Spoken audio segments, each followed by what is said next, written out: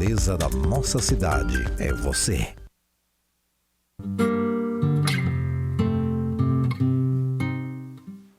Então é isso, gente. Vamos começar mais uma palestra, mais uma edição do nosso ciclo de palestras aqui da Casa, da Escola do Parlamento de Fortaleza, pela Câmara Municipal de Fortaleza.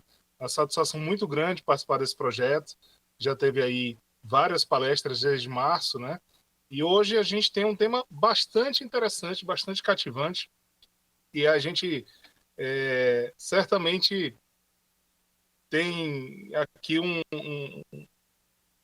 momento de descontração, de felicidade que a gente também precisa muito, apesar de que estaremos trazendo aqui o assunto de uma maneira bastante peculiar. Isso vocês vão ver aí com o nosso professor Secundo Neto. Eu até preparei um texto aqui, viu, Secundo? Alguma coisa para falar como o cearense, né, é tido como judeu brasileiro, essa história do judeu brasileiro. A gente sabe que tem a ver, muito provavelmente, com a diáspora, encontrar judeu em todo canto, assim como cearense, né? E se miraram nessa questão histórica, entre tantas outras, um povo que veio de terra seca, assim como nós, certamente acertaram também no humor, né? O judeu é conhecido pelo seu humor no mundo todo, e o cearense também pelo menos no Brasil. Acontece o seguinte, toda forma de expressão, ela também guarda alguma coisa em si. E me parece que o humor ele traz um refúgio, seja físico, da gente procurar um outro lugar para viver por necessidades, mas também um refúgio psicológico. O humor ele tem essa característica. E quando a gente fala de humorismo, o Ceará certamente é o estado no Brasil que mais se ressalta, que mais se pode dizer dos humoristas daqui, e isso marca a nossa identidade. Mas será que isso é a nossa identidade? Será que essa história não está mal contada? Bom, eu não vou ficar aqui de mais Ler White, porque no fim das contas a gente tem alguém muito mais capacitado do que eu para falar, além de eu não ter nem a beleza nem o talento de um Chico Anísio ou de um Falcão, né? Então a gente trouxe aqui o Secundo Neto, professor, sociólogo. Por favor, professor, sinta-se à vontade, você está aqui entre amigos, é um parceiraço aqui da escola, nos ajudou inclusive a encontrar nomes bem interessantes que a gente trouxe aqui, já que vocês acompanharam. E Secundo, é com você, meu amigo, um abraço. Muito obrigado, Sávio, muito grato. E aí, é sempre bom a gente começar também com os agradecimentos. Agradecer aqui a Ticiana, que estou vendo aqui nos assiste, né? Ticiana Mota, muito obrigado pelo convite, minha amiga. A gente fez graduação junto, enfim, estamos aí, né? Nessas lutas da vida também, estudar, de ir atrás ainda de procurar cuidar de pesquisar, de estudar, de, enfim, fazer essas coisas. E eu, particularmente, caí nessa história de estudar essas coisas que a gente pode brincar e dizer que são fuleiragens, molecagens, né? Coisas que tão peculiar, de fato, tão curioso. Como é que a gente pode estudar isso? Mas, enfim, a sociologia, como uma ciência que estuda as lógicas do social e, como eu costumo dizer, do sociocultural, né? Estuda de um tudo, gente. Assim, é inimaginável o que a sociologia consegue estudar e, com certeza, foi esse o meu mote. E aí agradeço também ao Sávio, tá bom? O Sávio aqui que está aqui na apresentação. E quero também deixar registrado, já que está gravado, né, ao Zebrinha, humorista, um dos meus interlocutores da época da minha pesquisa, enfim, do doutorado, né, e do mestrado do doutorado, enfim, e que também sempre a gente troca umas ideias. Quero deixar registrado aqui o Zebrinha humorista, o Jader Soares, que está à frente do Teatro Chico Anísio e do Museu do Humor Cearense. Enfim, mais outros, eu quero já aqui agradecer. Quero falar, antes da gente começar, eu vou pedir já aqui o auxílio do Sávio, para colocar os slides aqui, e a gente está iniciando, né? Pode ir, aqui, professor? Podemos. Tá, só aproveitando, desculpe me interromper. Faltou dizer, né, reforçar, até porque chegou mais gente, a gente está gravando, tá, essa palestra, e vai ser disponibilizado lá na frente. mas eu preciso avisar até para que as pessoas tenham consciência, e a gente pede que os comentários, as perguntas, a gente sempre reforça aí, sejam feitos no chat, tá? Porque aí a gente vai selecionando e vai, dessa forma, trazer ao final, né, professor? É isso. Vou compartilhar agora a tela, tá? Tá bom. Fica à vontade para dar o comando. Pronto. Eu quero, antes de mais nada, dizer como é que eu cheguei nesse tema, tá bom? Rapidamente, aqui eu espero não demorar mais que meia hora para falar do meu pequeno percurso, né? Tô brincando, viu, gente? Já estou aqui frescando, né?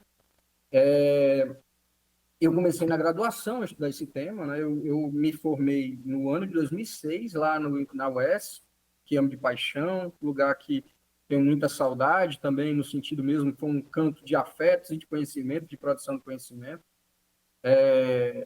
Eu comecei lá, fui orientado na época pelo professor Biracy de Souza Braga, que creio ainda está no Departamento de Ciências Sociais lá da UES. Né? Eu estudei basicamente um programa que na época mudou, o nome era Vila do Riso, na TV Diário, e depois Beco do Riso, que tinha participação de humoristas como o Paulo Diógenes,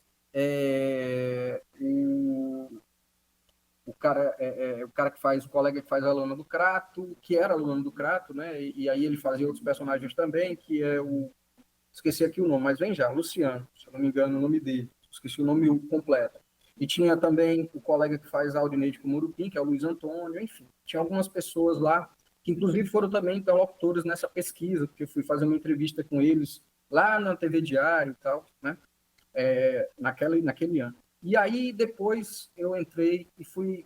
Na época que eu estava... Luciano Lopes, muito obrigado, sabe?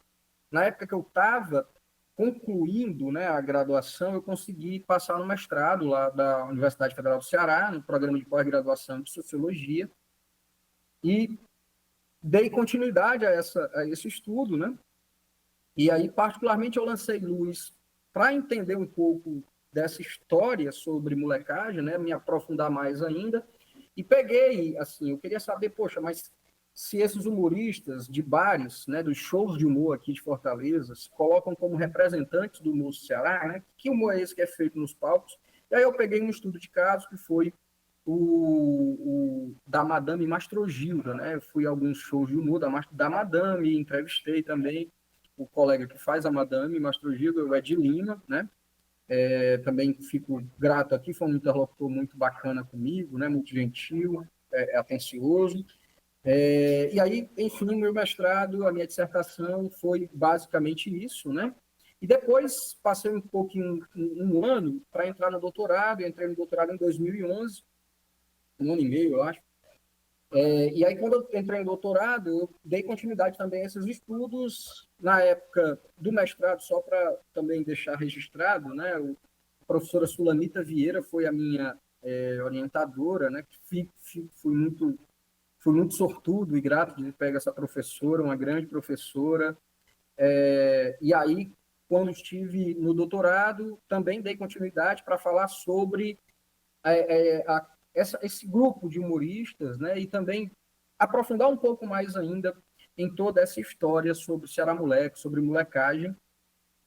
E eu, particularmente, fui falar um pouco do grupo, né? De como eles se organizam e tal. Fui tentar ver como é que a categoria faz a manutenção dessa imagem do Ceará como terra do humor, enfim.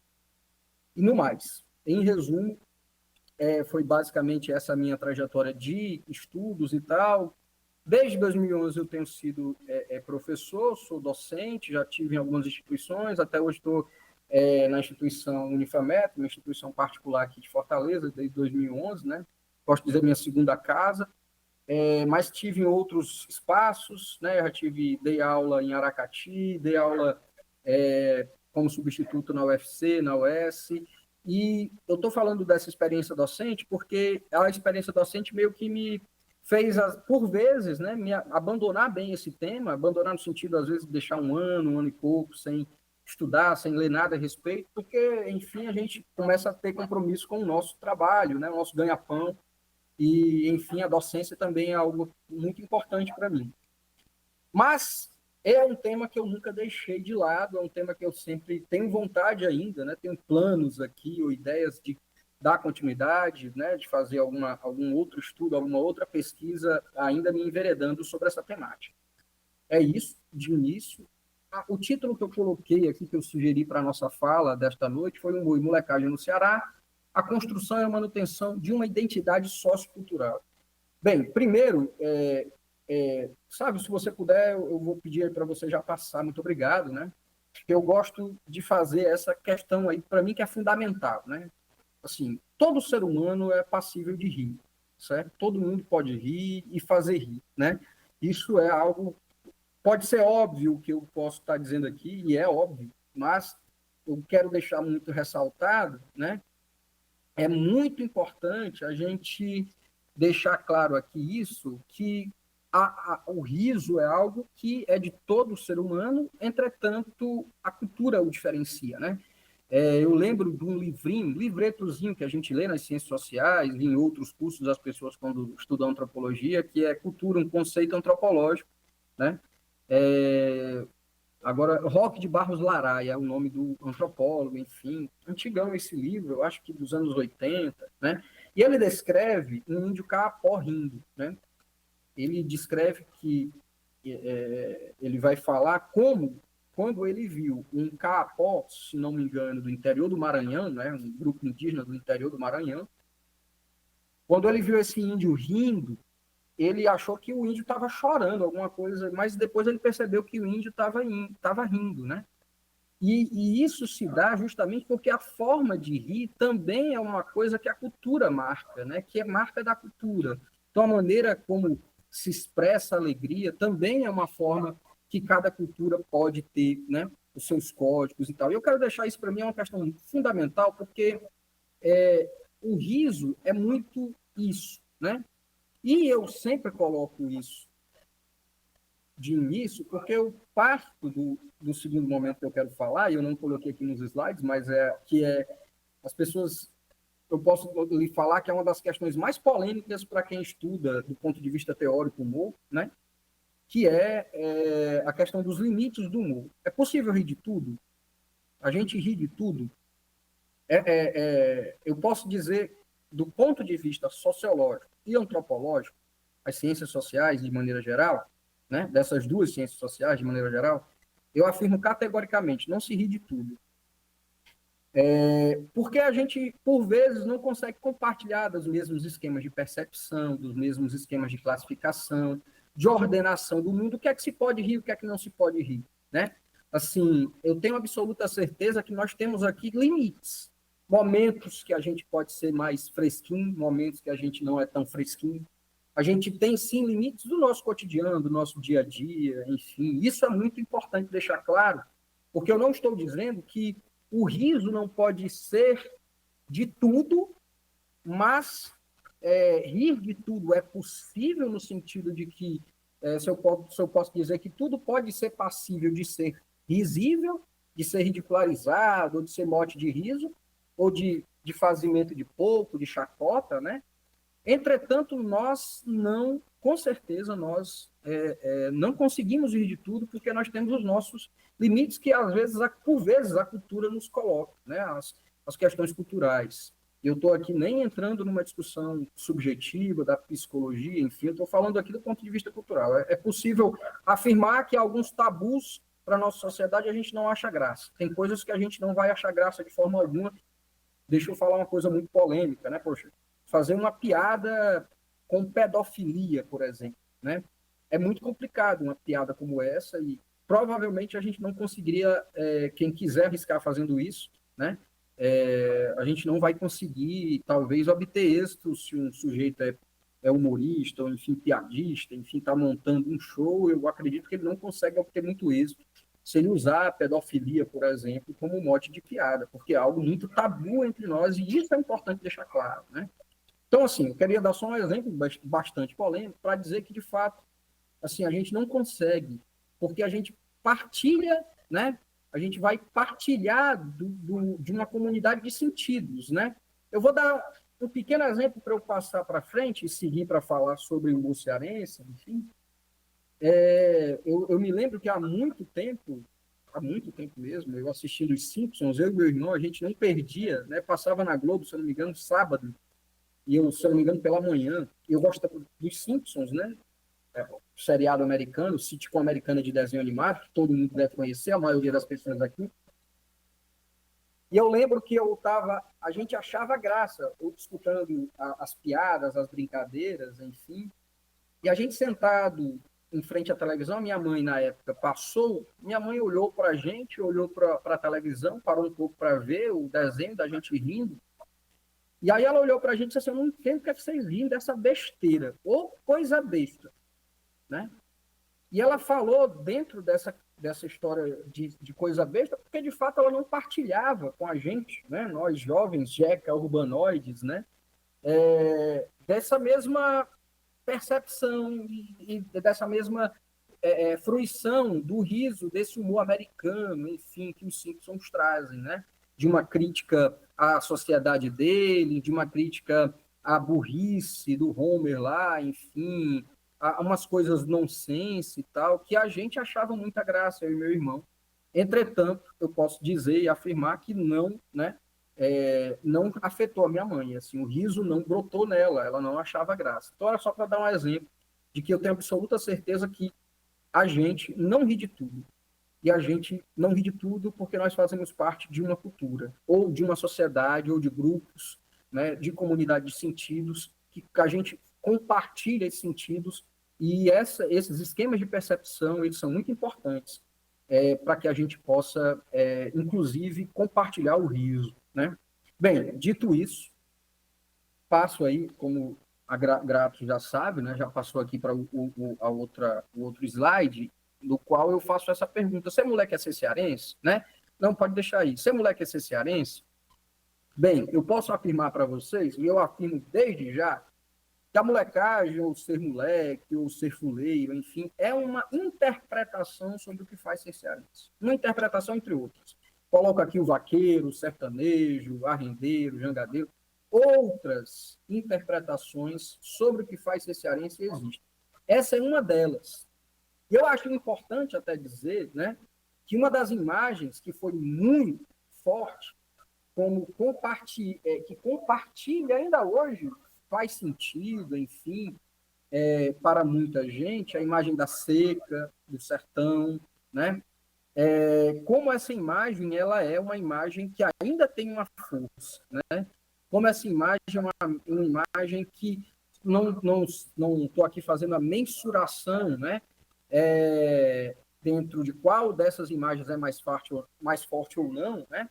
Mas eu tenho absoluta certeza que a imagem da seca, por exemplo, é uma imagem muito forte, né? A imagem do sertanejo, do homem do sertão, da mulher do sertão. E essa é uma das interpretações que nos fazem pensar enquanto uma identidade sociocultural, enquanto pertencentes a uma comunidade de sentidos, né? A essa coletividade que o imaginário e a memória coletivas vão fundamentando. Entretanto, é possível dizer que, com certeza, não há consenso.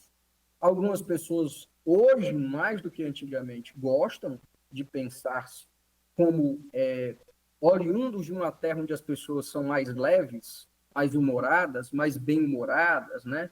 Ou como a gente fala nos nossos códigos aqui, né? Fuleiros, brincalhões ou moleques, né?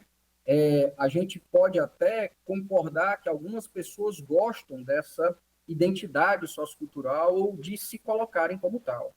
Mas não é consenso, e eu vou já provar, não é mesmo consenso sobre isso. Mas, afirmo, é uma interpretação, entre outras, sobre o que faz ser cearense, né? O que faz ser cearense é nascer aqui no Ceará, é compartilhar um determinado código de linguagem, uma determinada forma de falar.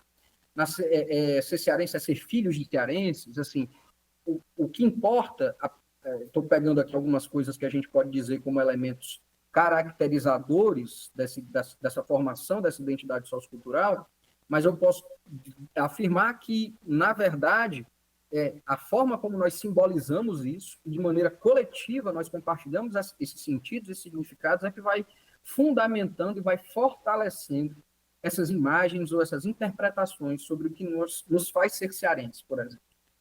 Sávio, pode passar, por favor, meu caro. Muito obrigado.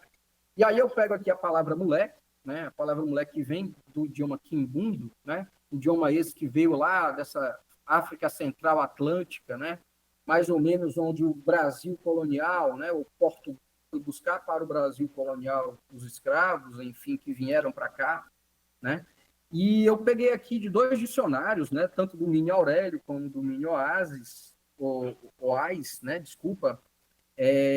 No Oás, ele fala garoto de pouca idade, garoto levado, brincalhão, pessoa sem honestidade, molecada, molecagem, né? E para o Minho Aurélio, homem sem integridade e ou sem palavra. É preciso a gente guardar esse significado. Porque moleque, de fato, nós aqui nos colocamos como moleques, né? Eu digo nós, mais uma vez, dentro de uma perspectiva geral, dentro de uma perspectiva daqueles que compartilham com esse sentido, com esse significado da molecagem, que gostam de se identificar dessa forma, enfim, que orienta práticas, que orienta conduta, comportamento e postura. Mas algumas pessoas não gostam, né? Principalmente quando eu estava nas minhas pesquisas, eu me deparei, por exemplo, com reclames de leitores de jornais falando sobre, por exemplo, shows de humor daqui, né? Muito mal-humorado, cidadão, como dizemos aqui também, esculhambando, dizendo que não gostava, que chamava aquilo de mal educação, da forma, pelo menos, como um dos humoristas que este cidadão foi assistir, tratou lá o show, conduziu o show, ele achou de um mau gosto, enfim, e isso coisa, sei lá, de 2012, 2013, mais ou menos por aí. Pode passar, por favor, sabe? E aí, mas que história é essa mesmo, né? Quando eu estava nessas pesquisas, falei lá no início, né? Quando eu comecei a pesquisar sobre isso, foi mais no mestrado mesmo que eu me aprofundei e fui atrás de buscar na história essa história de Ceará Moleque, né? Eu fiquei um tanto quanto obsessivo pela palavra Ceará Moleque, porque eu coloquei para mim que essa ideia que nós temos de que somos moleques, fuleiros, brincalhões, irreverentes, estaria muito atrelada a essa expressão, Ceará Moleque. Para mim, eu acredito, né, ou assim coloquei daquela época, né, quando na minha dissertação eu sou muito, tento construir justamente um percurso histórico de onde essa palavra foi aparecendo. Né? Eu fui, inclusive, na Biblioteca Menezes Pimentel, na época estava aberta, né? Hoje a reabriu recentemente, eu acho, e tive acesso, por exemplo, a obras raras, no setor de obras raras da Biblioteca Menezes Pimentel, que fica ali do lado do Dragão do Mar, mas pesquisei também na Academia Cearense de Letras, na biblioteca lá também, tive acesso a algumas obras também raras lá e tal, mas eu estava a fim de buscar, né? Fui no Museu do Ceará, né? O Museu do Ceará que fica ali na Rua São Paulo, se eu não me engano, ali no centro, né? E eu me lembro que eu também peguei lá uns livros, né? Que traziam reportagens, né? Dos anos 30, dos anos 20, enfim. Dos anos 30, desculpa, que o livreto, né? Que são 2 volumes, do Museu do Ceará, ele trouxe justamente, ele vai trazer reportagens desde a fundação do museu até o recente momento, né? Até o recente momento na época, que era 2007, 2006, por aí. Enfim, e eu preciso deixar muito claro que eu fui buscar isso e quando eu me deparei pela primeira vez até onde eu tive condições de acessar o mais longe possível, né? A primeira vez que aparece essa expressão é nessa obra aí, A Afilhada, de Oliveira Paiva, que foi publicada a obra inicialmente numa nota de rodapé, no rodapé de um jornal, de um folheto, né? Era um folhetim, desculpa, como se dava, né? O romance, que vinha em capítulos, que veio durante quase todo o ano de 1889, né? De Oliveira Paiva, Manuel de Oliveira Paiva, né? O sujeito que, inclusive, se eu não me engano, dá nome a algumas avenidas ou ruas aqui de Fortaleza. Oliveira Paiva, que foi esse literato, escritor, morreu muito jovem, né? Mas ele coloca nessa obra, Afilhada, essa expressão em um determinado contexto. O contexto, basicamente, ele estava era um cidadão que tinha vindo do Rio de Janeiro, que era daqui do Ceará, mas foi para o Rio de Janeiro, tipo para a escola militar, né? E voltou para a casa de parentes aqui e tal, e ele estava conversando com uma tia, né? E essa tia falava de um nobre da cidade, aqui de Fortaleza, né? De um cidadão que era nobre, um barão e tal, do qual ela, a tia dele, queria casar a filha dela, né? E aí o cidadão começa a conversar com a tia e a expressão na hora da conversa aparece como que um comentário do próprio escritor, né?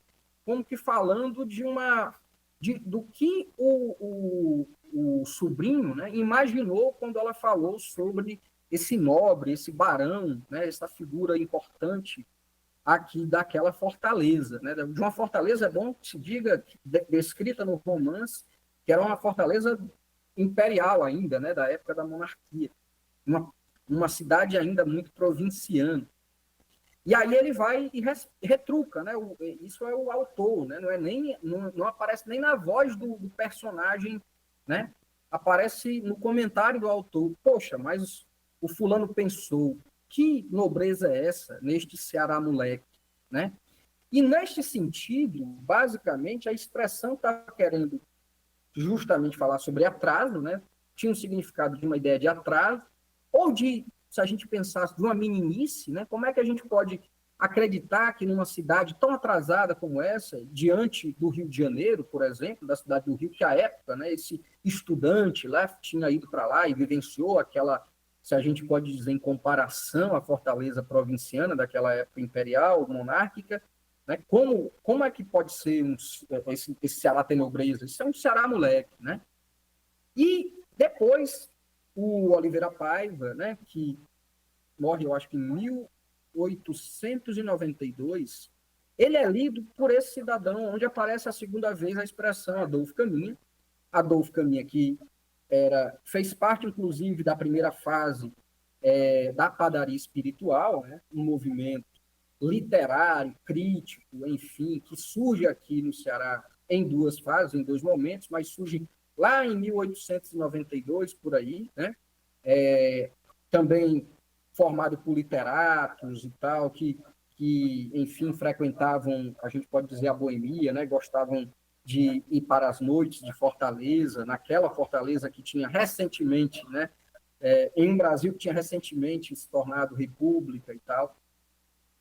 E o Adolfo Caminha, ele teve um problema, e aí estou falando da biografia do cidadão, um problema pessoal, né, aqui no Ceará, porque ele teve um caso com uma mulher casada, né? O Adolfo Caminha, ele era militar, se eu não me engano, da Marinha e tal, e estava tendo um caso com uma mulher que era de um dos comandantes ou dos generais, enfim. Isso é descrito, certo? É biografado, inclusive, né?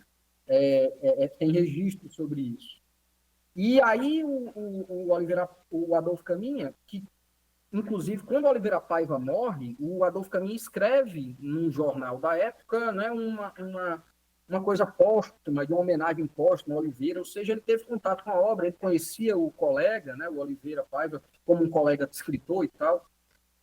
E depois ele vai, porque, só para voltar e deixar muito claro aqui, o Adolfo Caminha, quando ele tem esse problema pessoal, ele vai embora, vai para o Rio de Janeiro, né? Porque foi um bafafá, como diria também um apresentador de programa aqui do Ceará, aqui de Fortaleza, foi um bafulê, né? Foi um disse-me-disse, coisa de chifre, trairagem e tal, e aí foi um escândalo, mas ele saiu daqui muito desgostoso com a cidade, enfim, e eu sei que ele escreve essa obra, A Normalista, que é uma obra, um romance que é de 1893, publicado, né? E ele vai tratar sobre também a expressão Ceará moleque, e basicamente, né, a expressão aparece em determinado contexto da obra, que é o seguinte, né? Tinha uma jovem, né, que estava, enfim, sendo não era, eu acho que o nome não é assediada, né, hoje, mas sendo paquerada, né, por alguns pretendentes, e que ela morava nos trilhos, próximos aos trilhos, se eu não me engano, na região do centro de Fortaleza, né?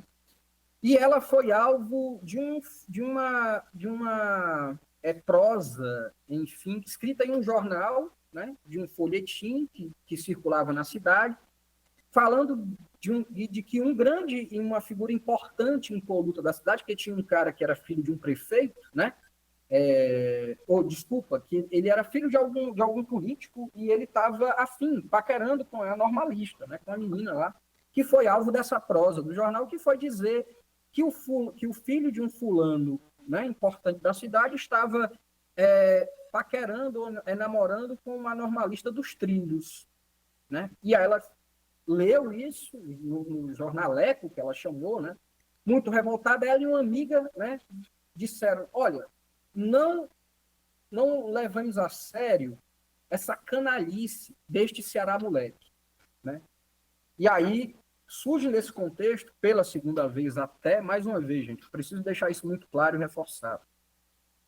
O que me causou obsessão com a expressão, eu busquei, né, fui atrás, do ponto de vista mesmo de ir nesses cantos, né, no setor de obras raras da Biblioteca Menezes Pimentel, lá no setor de obras raras da Academia Cearense de Letras, eu estava buscando, lá no Museu do Ceará, eu estava buscando fontes que me dessem essa trilha, né? Quando é que aparece e que significados e que sentidos eles eram trabalhados ali, eram tratados em que momento, né? E aí, dentro desse contexto, então, o Ceará Moleque, ele não tinha nada de algo que a gente poderia se orgulhar, porque ele tinha essa ideia, primeiro, de atraso, de não seriedade, de canalice nessas obras literárias com esses autores, para poder não deixar apenas uma fofoca, né, do Adolfo Caminha como uma fofoca curiosa, né, parece até o fofocalizando aqui, né, dos literatos do século XIX, mas é porque alguns críticos literários disseram que a forma como ele escreve A Normalista é uma forma muito... Ele faz uma crítica muito ferrenha à vida provinciana da cidade, né, de Fortaleza. Ele, segundo dizem, foi porque ele estava muito desgostoso com o que aconteceu, que ele foi mote de um escândalo e foi também, né, caiu na boca do povo, enfim, e saiu depois muito desgostoso e fez essa obra, se a gente pode dizer, com uma crítica muito ácida contra a cidade de Fortaleza, contra as suas pessoas, né, contra aquelas pessoas que aqui viviam à época. Então, ele tinha essa ideia de canalice, de atraso, de não seriedade. Por que eu estou querendo colocar isso e reforçar? Porque a gente não tinha aqui, então, uma ideia de que nós éramos moleques ou irreverentes, mas a gente era moleque porque a gente era atrasado, a gente não tinha seriedade, a gente era canalha. Isso para esses literatos, nessas obras, no final do século XIX, tá bom? Sávio, pode passar, por favor. E aí, então, é o que eu estava aqui colocando, né?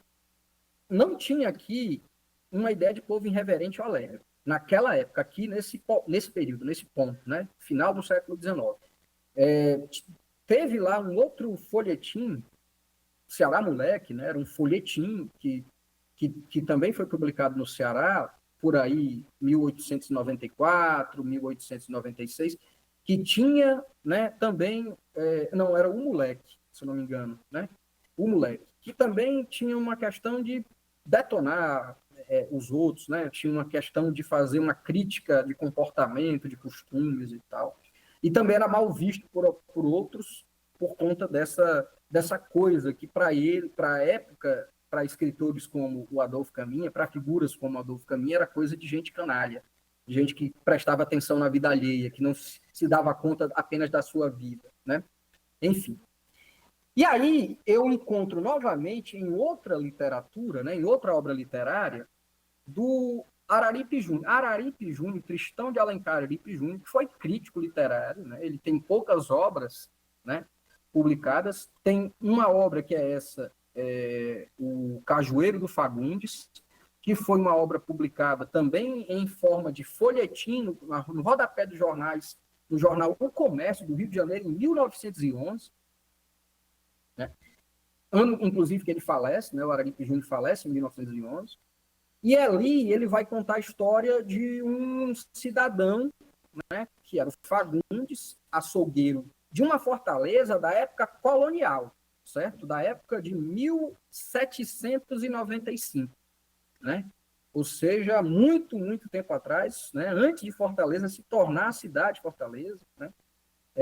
Era uma aldeia, era uma pequena aldeia, mas aqui era um cidadão, né? Que era o açougueiro do local, e ele teve uma treta com um capitão-mor, né? Com uma das figuras que era um dos comandantes aqui, né? Que era colocado por Portugal, né? Portugal como uma metrópole, enfim, colocava os capitães-mores nessas aldeias para poder dar um pouco de moral ou de policiamento, enfim, de governo. E o capitão-mor estava meio que sujo na cidade, porque ele era dito como um caba muito namorador, como nós diz aqui, né? E namorador da mulher dos outros, né? Ainda mais. Olha só como esse negócio de chifre tá ligado muito com essa coisa do Ceará moleque, né? Vide Falcão, né? E aí é importante dizer que quando o Araripe Júnior está contando esse um motim na aldeia, era o nome que ele deu em 1911, tá bom? Para a obra. Porque depois a obra é publicada lá no final dos anos 20, do século 20, 1929, se eu não me engano, com o nome O Cajueiro do Fagundes. Mas quando ele vai tratar como isso, um motim na aldeia, né? Um motim na aldeia porque teve, de fato, descrito por Barão de Sturdat, historiador, um motim, e aí eu não consegui pegar muitas informações históricas desse motim no final do século XIX, ainda no período colonial, contra o capitão-mor, à época, né? Aqui. E aí houve essa história de um motim, enfim, que o Barão de Sturdat cita, né? Barão de Sturdat, historiador, cearense, enfim, uma grande figura que vai historiar fatos, né? Esses fatos históricos mesmo, registrados nos documentos de Portugal, enfim, da metrópole. E aí o mote do Araripe Júnior é pegar essa coisa e romancear, né? E ele vai romanceando dentro dessa perspectiva de uma briga entre o açougueiro da cidade contra o capitão-mor. E em determinado momento, a história passa, né? Ou desculpa, a expressão Ceará moleque surge, né? Quando da descrição do Fagundes. O Fagundes que tem um afrontamento, basicamente, gente, o capitão-mor queria derrubar o cajueiro, onde se matava os bois, né, na cidade, porque ali ajuntava uma gente medíocre e tal, segundo a fala dele e tal. Ele estava com raiva do Fagundes por algumas questões, inclusive por ele ser um cidadão que estava queimando ele na cidade, fofocando dos namoros e dos romances deles proibidos, né, dos romances proibidos do Capitão-Mor. E aí o Fagundes é descrito por Araripe Júnior como uma figura própria do Ceará moleque, de um Ceará moleque, né, que é como se ele fosse talvez um dos primeiros moleques do Ceará, de Fortaleza, enfim, de algo que era uma tradição, né, de ser moleque, de ser uma figura galhofeira, de ficar fazendo pouco dos outros, de ficar falando da vida dos outros, enfim, no fazimento de pouco, né, como diz Falcão, Tarcísio Matos, também duas grandes figuras aqui deste humor aqui no Ceará. Então, em resumo, ali aparece mais uma vez essa expressão com essa perspectiva também, né, se a gente pode dizer não tão positiva, mas já dá uma ideia, Araripe Júnior, de que isso é algo que é tradicional no Ceará, né, ser moleque, dentro dessa perspectiva do canalismo, né, de ficar prestando atenção na vida alheia e tal, seria próprio deste Ceará, né, desta população, uma vez que você tem a descrição de uma figura que seria da época colonial, né, dos finais do século XVIII. Enfim, pode passar muito obrigado. Então, para reforçar mais ainda essa minha leitura aqui, que o Ceará moleque, lá naquele final do século XIX, início do século XX, tinha um significado bem pejorativo, se a gente pode dizer assim. Essa revista, a Jandaia, que eu descobri também lá pela Biblioteca Menezes Pimentel, né? Essa revista aí, ela traz, primeiro, a ideia, ela traz uma reportagem sobre esse símbolo, segundo ela, né? Escreve como que o Ceará moleque fosse alguma coisa pesarosa, que nos pesava, que é algo que era contrário à nossa civilização ou nosso processo civilizador. Né? O Ceará Moleque era um símbolo que nos pesa. Era a descrição que a revista, em uma das suas matérias, coloca lá nos anos 20. E depois, né, ela vai falar, em outro momento também, desse espírito moleque, como um grande defeito. Né? E assim, é super importante deixar isso claro, porque até ali, anos 20, uma revista como, sei lá, uma revista dessas, se a gente, sei lá, como Revista Caras, sei lá, uma dessas revistas, a revista não era nem uma Veja, enfim, né?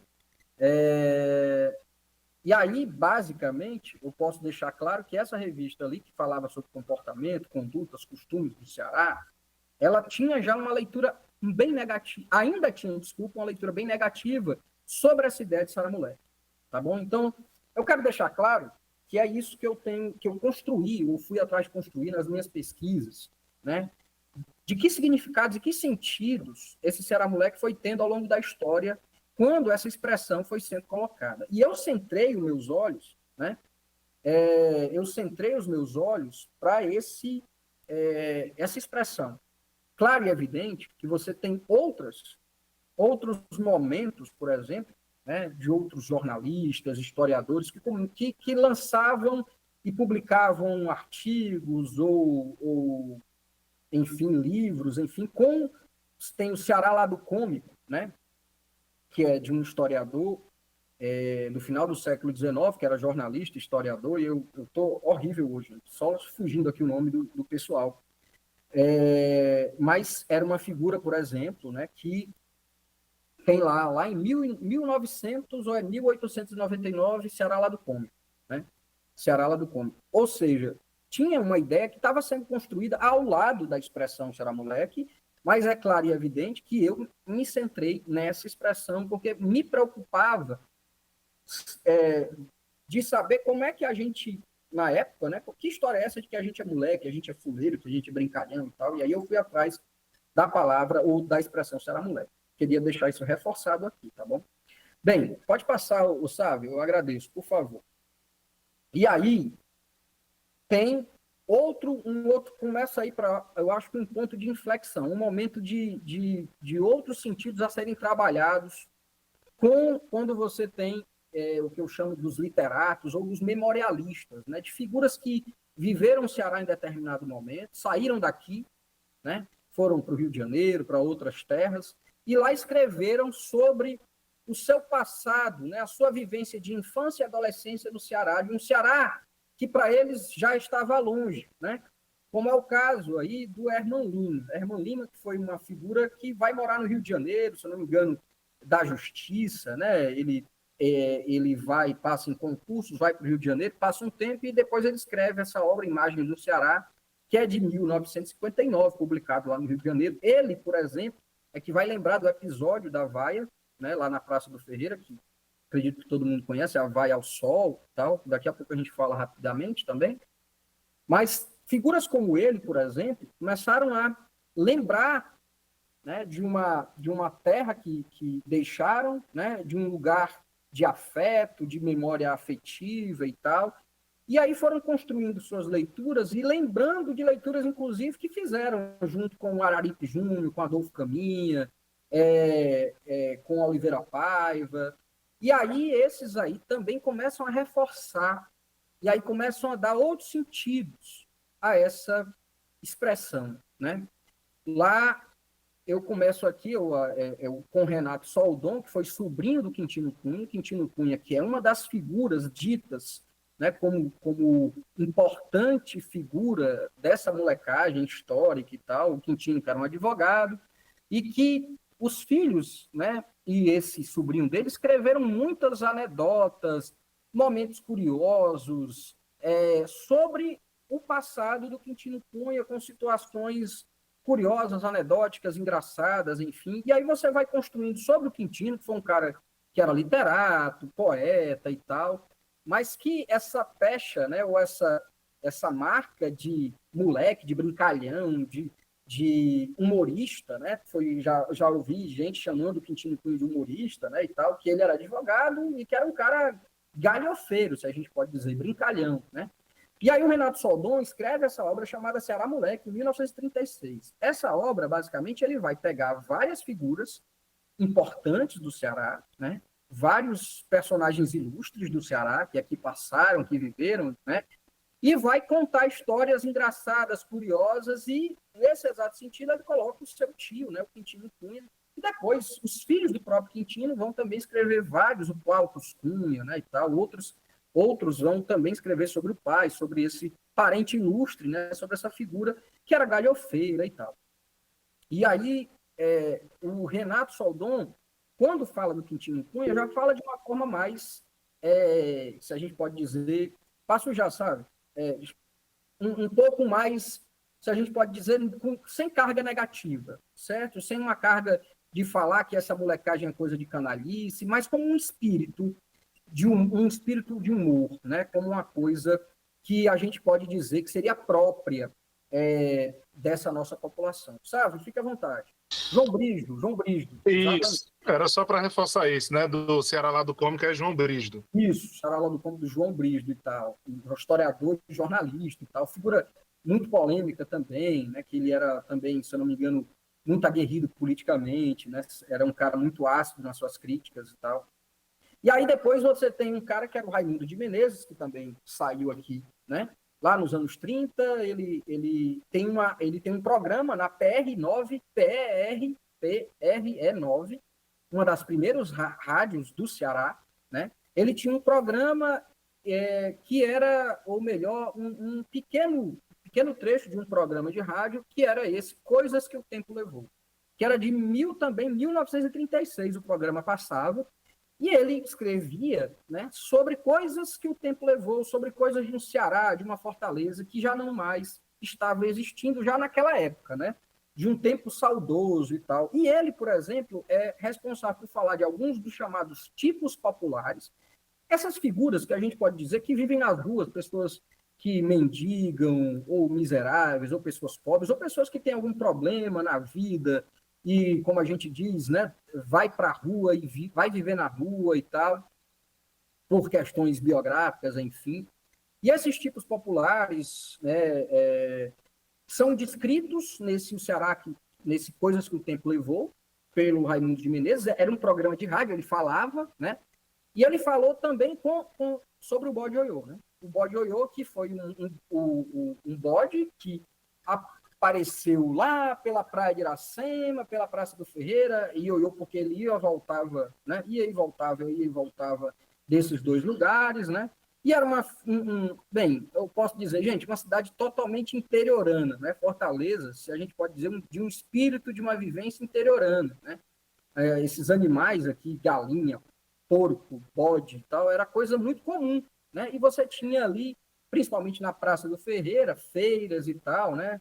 Então, você tinha um espaço, um ambiente, se a gente pode dizer, de uma vivência, de uma convivência muito interiorana, né? E aí, basicamente, o ioiô também é descrito nessas Coisas que o Tempo Levou, porque ele foi, depois que morreu, né?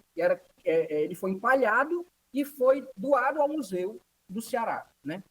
E o bode, por exemplo, teve um dramaturgo maranhense que teve aqui apresentando uma peça, um dramaturgo que era do Maranhão, mas que era conhecido nacionalmente à época, e que viu o bode pela Praça do Ferreira, achou muito legal, escreveu, inclusive, um poeminha para o bode e tal, e o bode começa a ficar famoso. Tem uma história de que o bode ioiô foi o mais votado vereador lá nos anos 20, eu não encontrei isso, tá bom? Em registros históricos, eu não encontrei em registros históricos. Isso há falas de outras pessoas, mas não vi documentação histórica que me comprove, né, que de fato uma cédula, né, de votação, né, que o bode lá foi votado. Mas tinha essa história e tal. E o bode ioiô foi empalhado e doado ao museu, né? Doado ao museu. E eu quero já voltar depois para o bode, tá bom? O bode é importante aqui. Desculpa, volta um pouco aí. Volta no outro, tá bom. E aí, eu quero... é isso aí mesmo. E esses memorialistas, o que eu quero colocar é que eles começam a trabalhar, quando o Raimundo de Menezes fala sobre o bode ioiô, ele fala de uma forma muito saudosa. Sávio, gente, eu posso pegar aqui só o livro aqui, rapidinho, para eu ler o trecho? Claro, sem problema. Qualquer coisa, eu vou aproveitar e passar aqui uns avisos, gente. Fica à vontade. Pronto. Só lembrando, então, a gente está gravando, né, essa palestra. A gente pretende disponibilizar em breve nas nossas plataformas. E, além disso, reforçando a questão dos comentários, das perguntas, né, por favor, coloquem no chat. Quem, por acaso, não se inscreveu pelo Simpla, a gente não tem o nome, o contato, eu peço que coloque aqui o nome completo no chat e também o e-mail, tá? Como fez o nosso querido Felipe, tá bom? Assim a gente vai poder entrar em contato, emitir o seu certificado, que a gente está fazendo aqui o controle de frequência, tá certo? E é isso. Vou voltar. Sem problema. Aí a coisa tá... Né? Aí o Raimundo de Menezes, em 1938, lança esse livrinho aqui, que depois foi publicado pela Demócrito Rocha, recentemente, tá bom? Que ele vai coletar todas as suas historinhas que ele contava lá, tá bom? Ele vai falar de figuras, né? Das mais, como o Bode Ioiô, né? Que o Tertuliano, o Casaca de Urubu, de Rancho, o Andarilho das Medalhas, o Tostão, o Quilombeta, o Chagas, o Mané Coco do Café Java. Todas essas figuras são descritas pelo Raimundo de Menezes, né? Nesse livrinho aqui, que foi publicado originalmente em 1938, que foi uma coletânea do programa de rádio dele de 2 anos antes, né?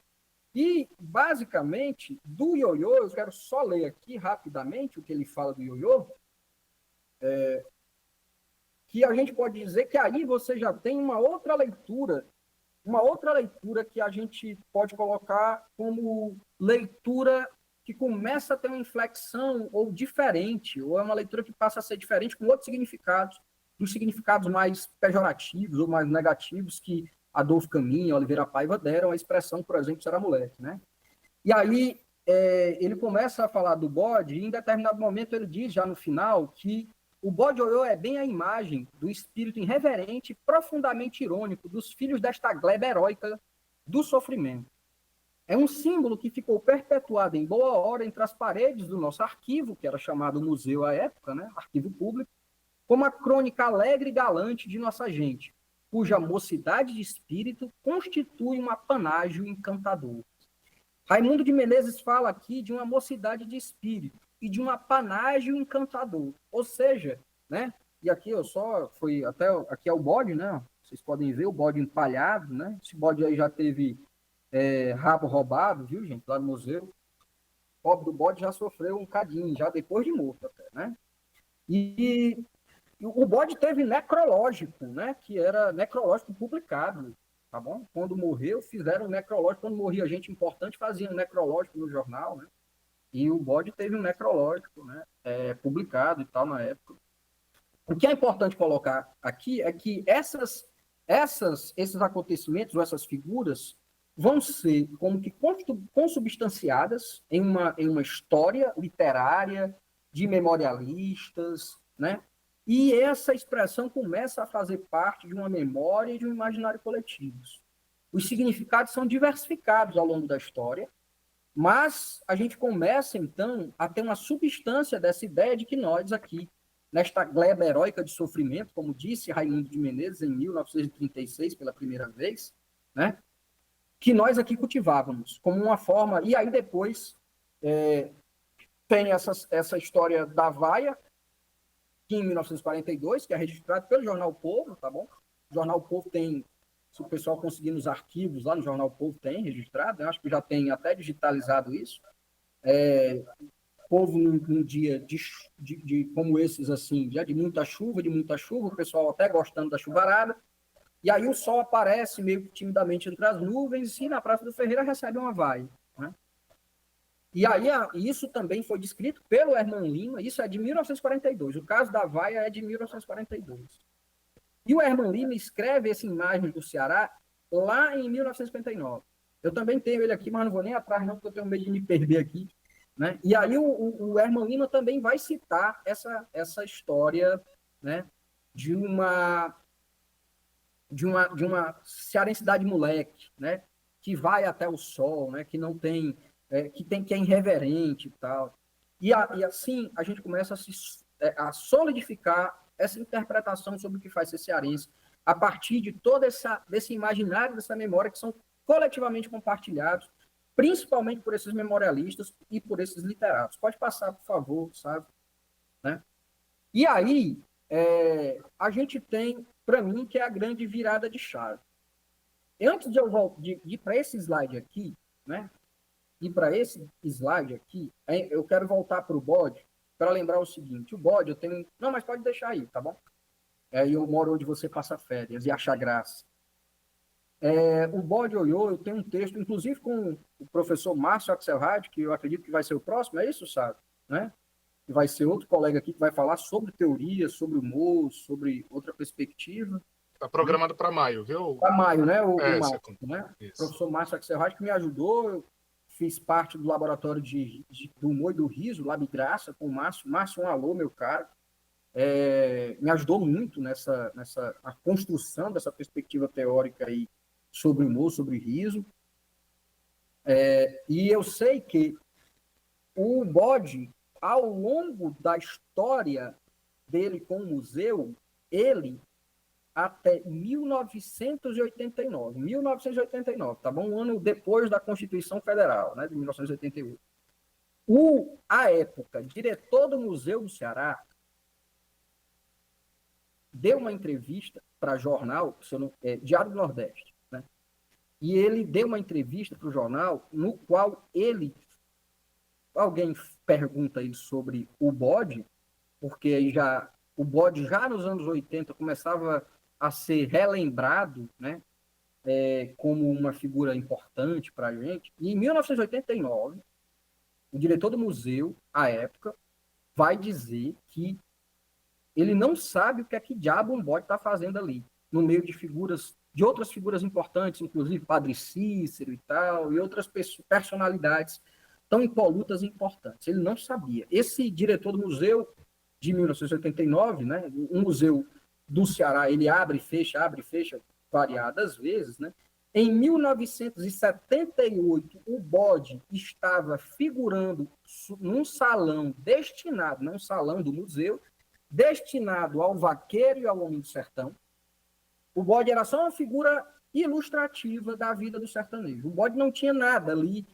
Bode Oiô, não. Você tinha ali o bode que estava empalhado e se colocou ele ali no ambiente, em uma sala contextualizada para a vida do sertão, em 1978. Certo? E em 1989, você tem ali um diretor do museu desqualificando essa peça museológica que o museu fecha, abre, e aí ele vai fechar, se não me engano, em 90, 91, e só reabre em 1996. Passa por reformas e tal. E em 96, quando ele abre, quem é a figura chefe das propagandas do museu? Raimundo Nonato. O bode Oiô. O bode Oiô se torna a figura célebre, inclusive outros diretores do museu, né, mais para cá, conseguiram, né, falar muito bem do bode, né, depois falaram bem do bode, começaram a falar do bode, e o bode Oiô, inclusive, se torna, né, dentro de uma outra cena museológica, de uma outra estruturação, e aí para os colegas que são, né, construtores aí dessa história, historiadores, gente que trabalha com museu e tal, quando foram reestruturar a abertura do museu, né, o bode está em uma outra cena. E aí o bode começa, inclusive essa fala do Raimundo de Menezes é colocada, né, junto da imagem do bode, lá em 1996 e tal, baseada essa nova reestruturação e colocar o bode como uma figura importante, baseada em uma obra de um historiador, que é Sebastião Rogério Ponte, historiador da UFC, da Universidade Federal do Ceará. O Sebastião Rogério Ponte, ele tem um livro que é do final dos anos 80, início dos 90, que é Fortaleza Belle Époque. E ele tem um trecho desse livro que é mundanismo chique versus um Ceará irreverente, né? Onde ele vai, inclusive, evocar o bode, evocar aqui o Raimundo de Menezes e tal. O Sebastião Rogério Ponte, por exemplo, é um dos sujeitos que é consultado para reabertura lá do Museu do Ceará e tal. E o bode se torna, até hoje ainda, é importante como peça de museu. Tá bom? Tem um texto meu, junto com o Márcio, que é Deu Bode no Museu. Vocês podem ler, onde eu conto um pouco dessa história todinha para quem tem interesse, tá bom? Deu Bode no Museu. Vocês baixam no Google aí, que vocês baixam na hora. Eu e o Márcio, inclusive, a gente escreveu junto, né? O colega que eu falei, que vai participar aqui também na Escola do Parlamento, aqui, sobre também uma fala, né? E em resumo, gente, né? Sintetizando isso, é importante deixar claro, porque aí, se você vê, em 1989, você tem uma fala do diretor do museu desqualificando a peça museológica. E em 1996, né, você tem, num intervalo muito curto de tempo, a peça que era desqualificada como uma das mais importantes, e a carro-chefe, inclusive, aparecia nos folhetos informativos, enfim, né? O Museu do Ceará, até hoje, tem o bode como uma figura importante, né? Justamente por conta dessa leitura, né, histórica, uma nova leitura histórica, que o bode vai ter. E aí você tem, com certeza, uma mudança, que eu gosto de dizer, né, uma virada de chave, uma mudança de significados, de sentidos, que vão reforçando ainda mais para esse imaginário, essa memória coletiva, né? Pronto, esse texto mesmo aí, agradeço. Para esse imaginário, essa memória coletiva, né? De um Ceará moleque, de um Ceará bem-humorado. E aí, passa-se aqui, vou vir para esses slides, algumas coisas começam a construírem de maneira muito fortuita, eu posso até dizer, um fortalecimento dessa imagem, né? de manter, ou de uma manutenção dessa interpretação sobre o que faz ser cearense. Os humoristas de bar, né? Os shows de humor nos bares, eu fui atrás um pouco também da história dessa categoria de profissionais, de artistas do riso, né?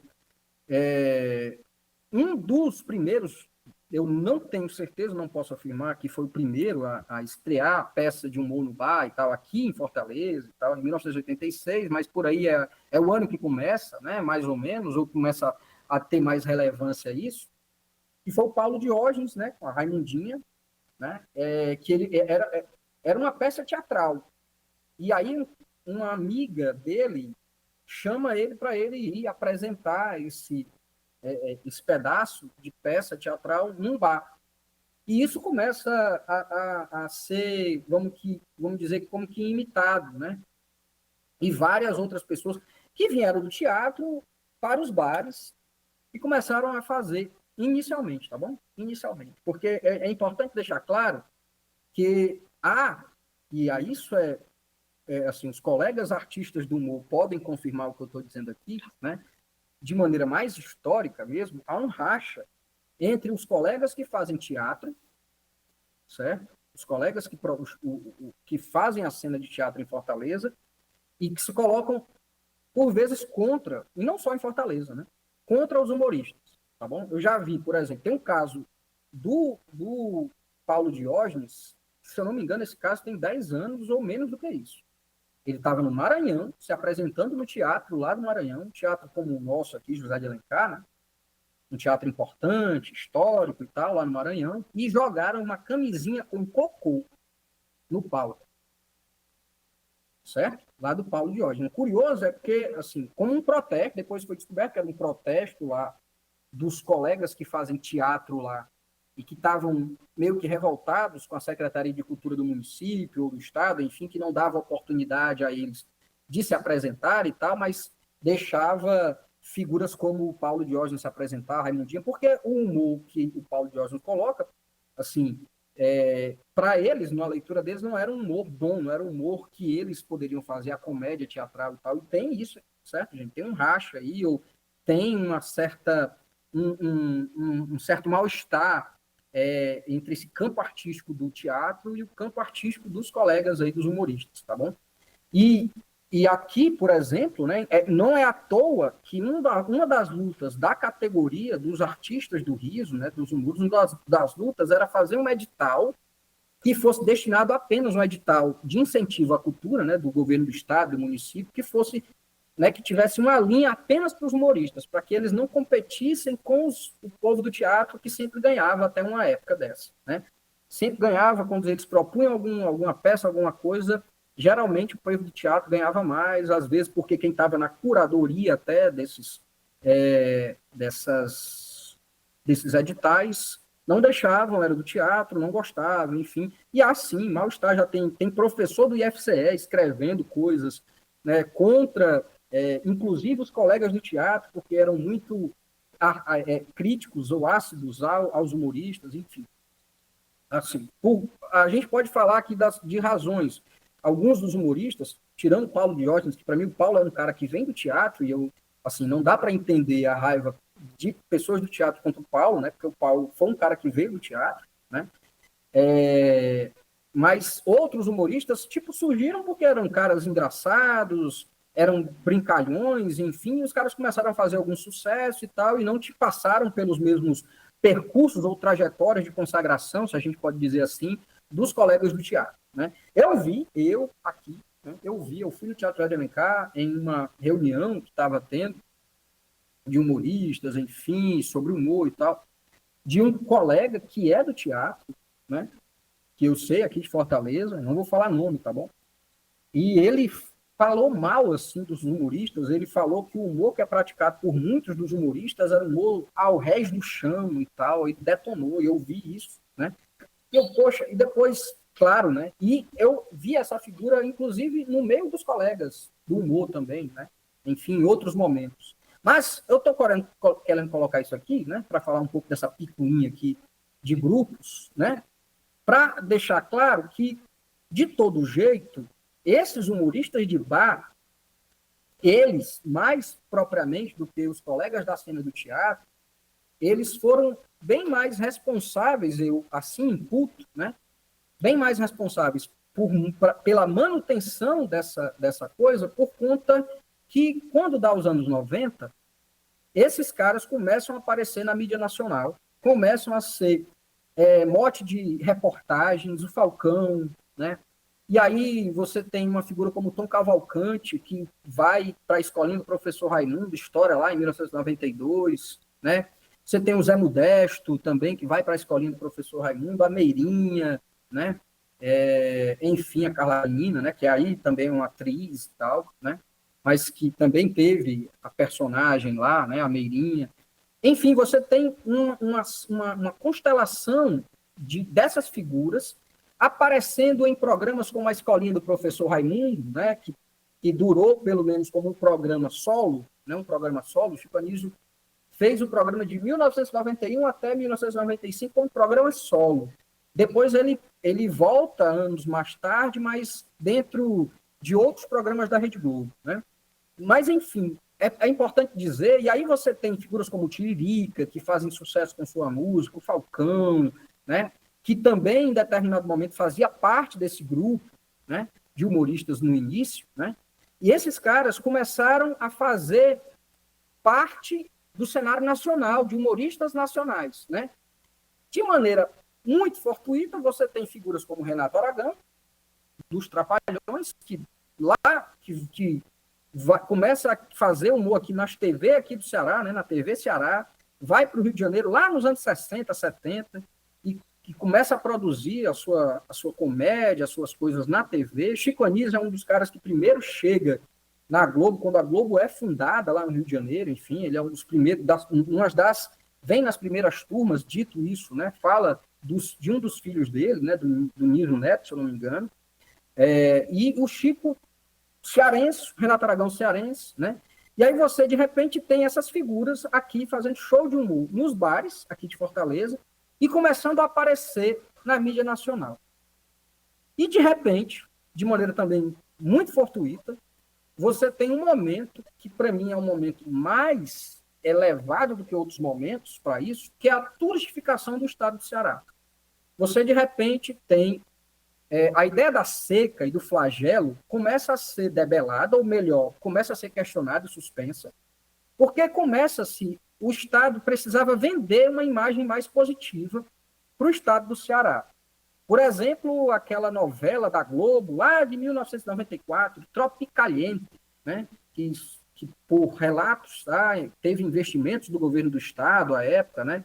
Porque foi filmado aqui no litoral cearense e tal. E você estava à busca de imagens que não fossem mais a imagem do flagelo, da seca, do coitadinho, né? Mas agora a imagem que foram buscar na história, nos literatos, foram buscar nos humoristas que estavam estourando na mídia nacional, uma imagem que mostrasse o Estado aonde você pode vir passar férias, vir para as praias e se divertir nas noites, nos bares, inclusive rir. Não é à toa que lá tem programas de agências de turismo, né? Ações, desculpa, de agências de turismo que fizeram lá 2000, 2001, quando você tinha voos entre Rio e São Paulo e Minas Gerais, ou coisa parecida, e alguns desses humoristas foram convidados aqui do Ceará a fazerem pequenos shows nos voos. Enquanto o sujeito viajava lá, né, sei lá, nas suas 2 horinhas de voo, 1h30, tinha uma apresentação e, junto com isso, né, com a agência de turismo daqui do Ceará, fazendo uma venda, de fato, do Estado, com os humoristas, inclusive. Né? Venha que você aqui é um Estado, né, que você vai ter praias belas e você também vai achar muita graça. Né? Então, isso é uma imagem que começa a ser reforçada e de maneira muito fortuita. O Estado estava precisando, porque estava num processo mais elevado de turistificação, né? Lá os anos 90, com a entrada mais aguerrida, né, dos governos estaduais, enfim, e dos governos federais em uma, se a gente pode dizer, uma cosmopolitização da cidade, né, da cidade entrando na economia mundial, da cidade sendo uma cidade de consumo, de serviços, de maneira mais forte, né? E você tem a construção de estradas estruturantes para os litorais, né, como a CE 020, a CE 040. Você tem, então, projetos nacionais, né, projetos de bancos, até com investimento de bancos internacionais na turistificação do Estado. E isso é importante deixar claro, que essa imagem que vinha sendo já, né, trabalhada desde aqueles tempos históricos que eu estava aqui mencionando atrás, começa, então, a ser também trabalhada agora, né, nesse período lá dos anos 90. E aí, isso, eu posso dizer, meio que se solidificou, certo? É possível, você pode passar, meu amigo, os slides, não sei se foi... e aí, essa imagem, ela se solidifica, né? Ela é uma imagem que ela vai ter um fortalecimento, e hoje ainda é mantida, eu sempre falo isso para os meus interlocutores, meus colegas aí do humor, eu disse, olha, vocês são responsáveis pela manutenção disso, né? Essa imagem de um Ceará moleque, de uma interpretação sobre o que nos faz ser cearense, né, da nossa forma de rir, da nossa molecagem e tal, ela é muito colocada em pauta por esses humoristas, por exemplo, né? É claro que gente, assim, eu quero deixar muito claro, não estou tirando aqui aos colegas do teatro, né, assim, a contribuição que eles possam ter dado, ou que eles deram, desculpa, possam não, que eles deram.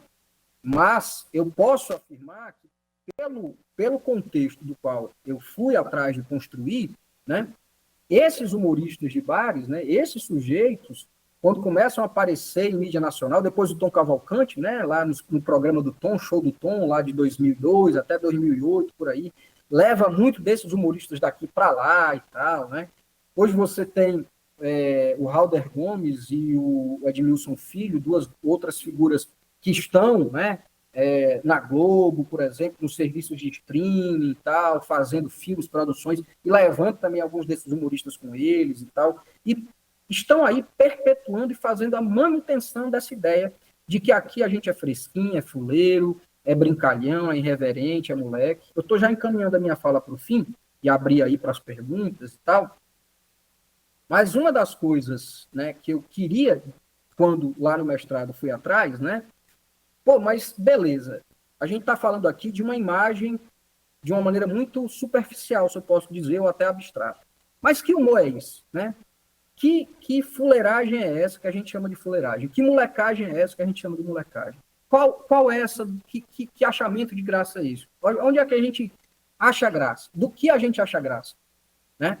E aí, uma das coisas que eu pude perceber em alguns dos humoristas de bares, né, que eu tive, que eu fui assistir e tal, eu quero até deixar claro que quando eu fui para o show da Madame Mastrogilda, né, eu fui com 2 colegas, né, eu não queria ir só, estava meio apreensivo, e a Madame me chamou, né, eu fui sentar lá atrás, né, escondido, achava eu estava escondido, e a Madame saiu andando pelo bar, né, e tal, e pelo restaurante, era uma pizzaria, desculpa, e me achou, e me levantou e levou eu e meus colegas, e eu ainda dancei na boquinha da garrafa, como foi uma experiência etnográfica, se eu posso dizer, né, lá nos idos de 2007, 2008.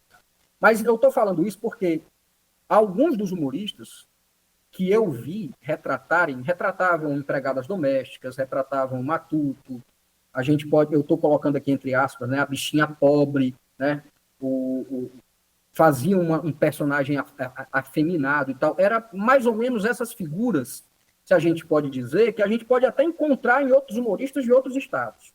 Tá bom?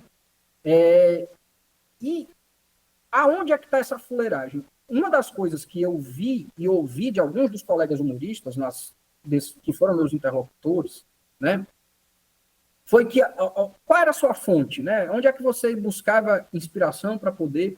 E muitos diziam, no povo. Eu vou pegar ônibus, aí lá no ônibus eu vejo uma senhora falando alto, eu vejo um senhorzinho falando alto, e vejo aquilo e vou construindo, vou modelando o meu personagem e tal, vou construindo o meu humor aí, né? O meu fazimento de graça eu faço aí, né?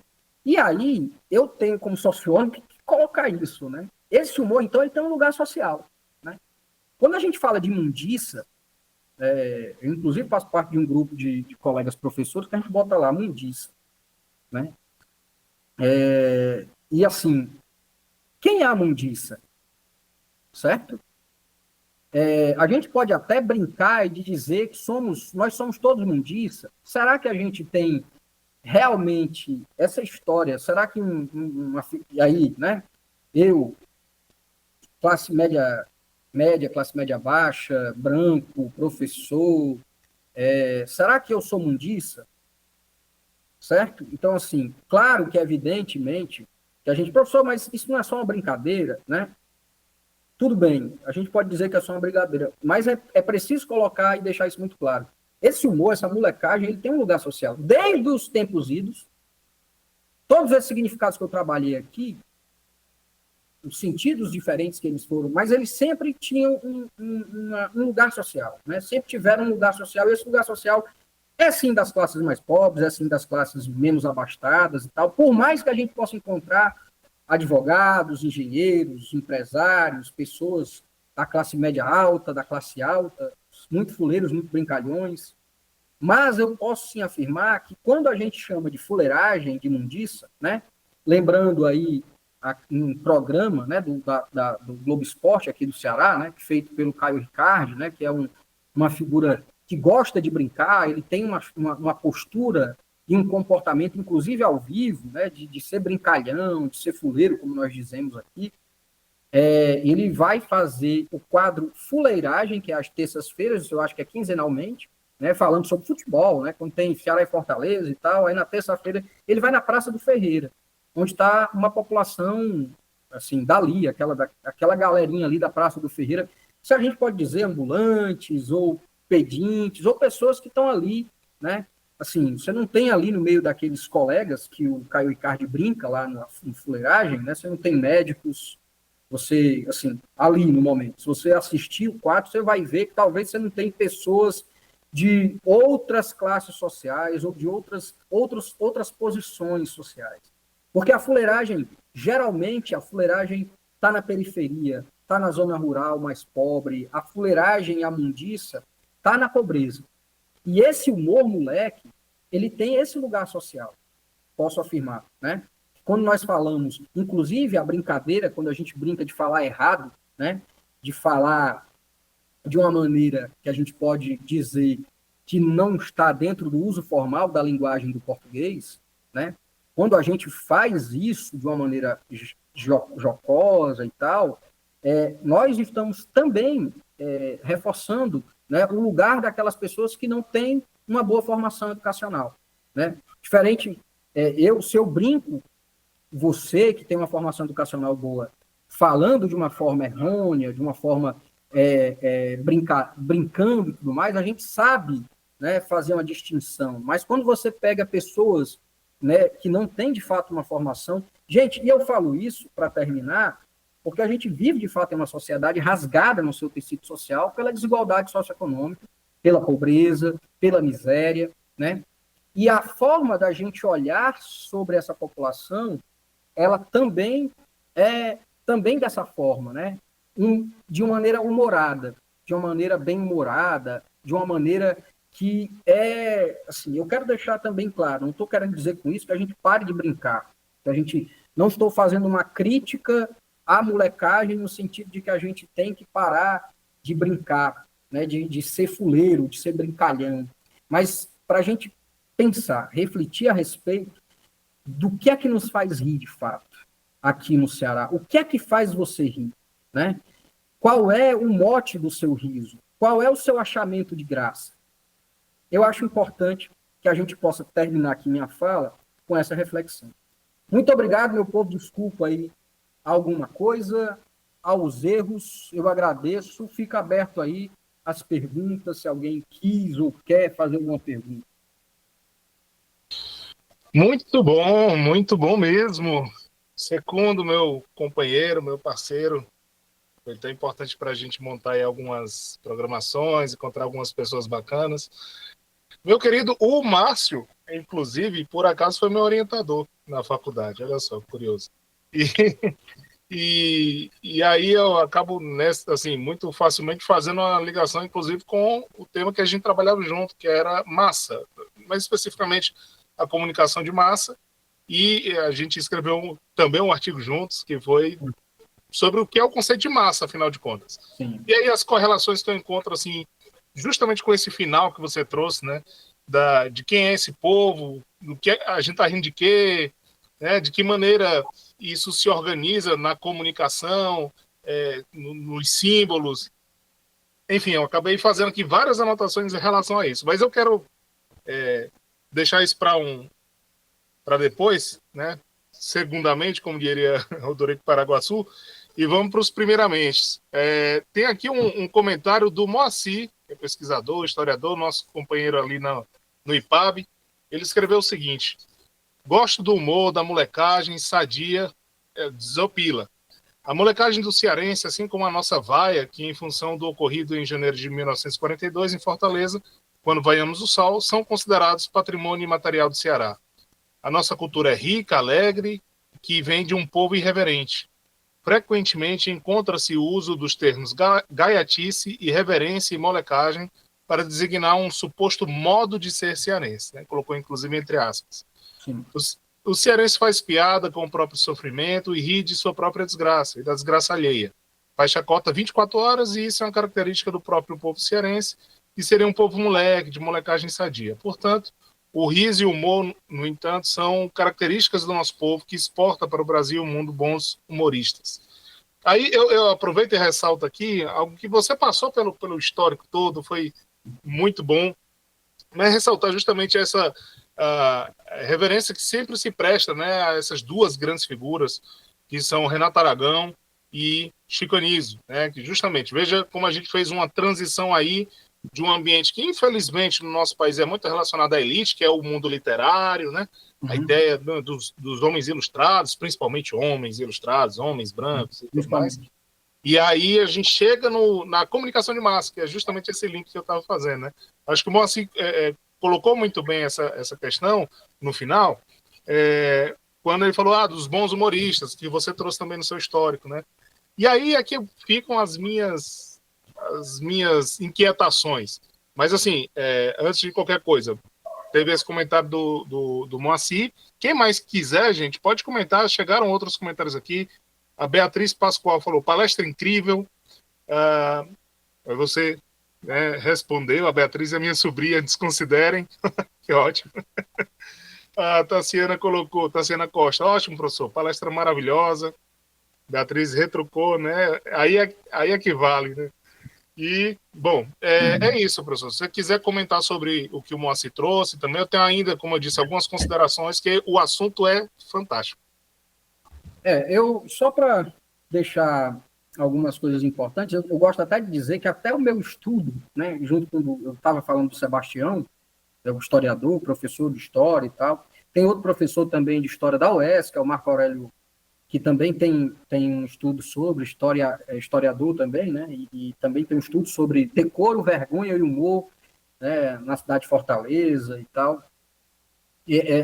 Os nossos estudos, nós temos uma perspectiva, claro, né? Do ponto de vista acadêmico, da pesquisa científica e tal. A gente tem a perspectiva analítica, reflexiva, crítica. O que a gente faz é isso, né? Mas, assim, quando a gente populariza e vai, né, eu gosto até de dizer, vulgarizando a ciência, né, porque o que nós fazemos muito nas mídias e tal, assim, e aí eu faço fazendo aqui uma pausa aqui de crítica, que eu estou, sei lá, ressabiado com esse mundo internet, porque, para mim, ele por vezes, a gente pode... Eu tenho visto, sei lá, talvez seja meu olhar, coisa muito mais negativa do que positiva nesse mundo internet, né? Porque quando eu vejo, por exemplo, influencers digitais falando horrores de coisas sem sentido, eu fico de me dar nos nervos. Mas quando eu vejo colegas do mundo acadêmico, né, vulgarizando ciência, por vezes eu fico ainda mais de cabelo em pé, sabe? Porque é mais ou menos isso que a gente faz aqui. O nosso estudo, de fato, é bem mais do que isso que a gente expõe, que a gente coloca. Porque, assim, estudar, eu gosto também de dizer para os meus alunos, gente, estudar é um negócio chato pra caramba, velho. Se estudar é prazeroso, meu irmão, assim, você pode gostar daquilo que você está fazendo, beleza, mas, assim, sentar a bunda numa cadeira, dar uma lida, sei lá, e anotar e tudo mais, requer tempo, esforço mental, esforço físico e tal. Essas coisas eu tenho absoluta certeza que são pesarosas e tal. Mas eu estou aqui só falando porque o meu estudo também serve, o estudo do Sebastião, o estudo do Marco Aurélio, são estudos acadêmicos que, por vezes, servem na manutenção dessa ideia, né? Dessa ideia do Ceará moleque. A Cris aí, minha sobrinha também, viu? Minha outra sobrinha aí, estou chamando a família todinha, mas eu vou responder ela aí. Eu tenho absoluta certeza que a gente precisa apenas ter esses momentos como esse aqui como pontos de reflexão, de fato, né? Para a gente pensar um pouco, inclusive saber se posturar, saber se posicionar melhor a respeito dessas coisas. Eu acho super importante deixar claro que quando eu digo que isso é uma interpretação sobre o que faz ser cearense, eu não digo que isso é uma mentira, tá bom? Porque a análise é crítica reflexiva, né? A gente deixa em suspenso essas ideias e a gente não é, e muito menos o que eu tento fazer é uma apologia disso, né? O que eu faço é uma análise, né? Dentro dessa perspectiva crítica, analítica, reflexiva. Um aspecto descritivo, né, professor? Antes de qualquer coisa, você está trazendo, assim, elementos históricos, elementos... Isso. Para que a gente possa pensar e tentar entender como é que essa ideia vai surgindo, e uma ideia que tem força simbólica, força social, né? Como sociólogo e tal, estudante de Max Weber, né? Estudante que volto sempre a ler Max Weber, né? Que leio outros figuras como Clifford Geertz, antropólogo norte-americano e tal, que fala de como os sentidos e os significados que nós compartilhamos, eles são orientadores da nossa conduta, né, são orientadores de nossos comportamentos, das nossas visões de mundo, e esses sentidos, esses significados que são compartilhados coletivamente, eles vão sendo reforçados ou não, de acordo com os agentes, os atores sociais, enfim, que vão, por exemplo, os artistas do riso se articulam bastante, né, para poder, enfim, que é o ganha-pão da grande parte desses colegas, né, enfim, e eles fazem isso muito bem, no sentido de que eles promovem eventos e tal. Eu vou já responder a Cris aqui, mas só para um detalhe, para vocês verem a importância dessa força social, dessa força simbólica que essa ideia tem, é que Em 2003, desde 2003, pelo Estado, do Estado do Ceará, tem o Dia do Humorista no Estado, dia 12 de abril, que foi agora, que é dia de nascimento do Chico Anísio, né? Esse projeto foi pensado pelo Jada Soares, o Zebrinha, que inclusive conversei hoje com ele, um alô para o Jada, né? Em 2009, sai aqui para Fortaleza o Dia Nacional, o Dia Municipal. Eu acho que é Eliane Novaes, que era a vereadora à época, o projeto de lei dela. E em 2015, sancionado pela Dilma Rousseff à época, sai o Dia Nacional do Humorista também, dia 12. Certo? Assim, tudo isso saiu daqui, desses humoristas se mexendo e tal. E em 2017 tem uma lei que coloca o humor como patrimônio imaterial do Ceará. Certo? E os humoristas também conseguiram um edital próprio já. Em alguns momentos esse edital sai, mas volta, parece que vai voltar agora, né? Para o Estado, para o município, enfim. Os caras se mexem, né? Os caras estão aí sempre fazendo com que essa ideia não morra. E eu deixo muito claro uma coisa, Moacir, os colegas aí, todos nós podemos, eu posso dizer, para quem me conhece, eu sou um cara um tanto quanto afuleirado, né? Tanto quanto fuleirinho, brincalhão, gosto disso, porque isso é uma das coisas que me fazem ser quem eu sou, né? Talvez isso que é desde muito antes de eu entrar na faculdade, fez com que eu olhasse para esse tema com interesse, né? Porque eu sempre fui do riso, do humor, da brincadeira, né? Para quem me conhece e tal. Não que isso seja ruim ou negativo, né? Algumas pessoas veem isso hoje com um olhar muito positivo, que é legal você ser leve e tal. Mas, independente, eu estou colocando que eu acredito que nós compartilhamos, sim, né, esse sentido da brincadeira, da galhofa, junto com outros aqui no nosso estado, com outras pessoas, mas eu quero só deixar muito claro, isso não é consenso, né?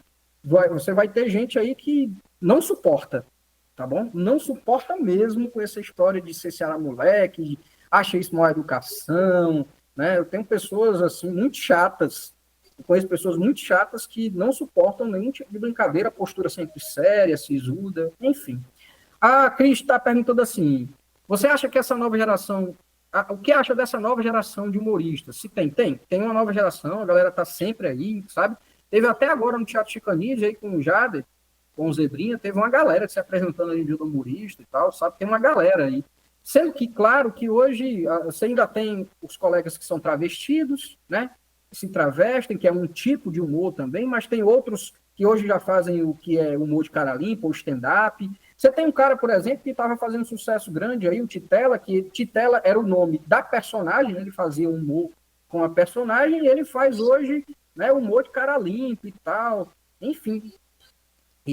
Assim, ele se renovou muito, né, e tal, se reconstruiu, e hoje você tem aí, claro, aqui em Fortaleza você tem os espaços, eu acho que esse bar autoral, se eu não me engano é o bar, e se eu não me engano é da direção da Valéria Vitoriano, que é a Roscléia, se eu não me engano, aí depois, se alguém depois puder me corrigir, mas de todo jeito, né, assim, essa geração não morre. Então, inclusive, tem um colega que fez ciências sociais, não comigo, mas fez depois de mim, tem lá na UFC, se não me engano, Rafael Leite, abraço, Rafael, um amigo também, que faz stand-up, né, um cara novo, né, enfim, uma galera que está botando para frente, sim, viu, Cris?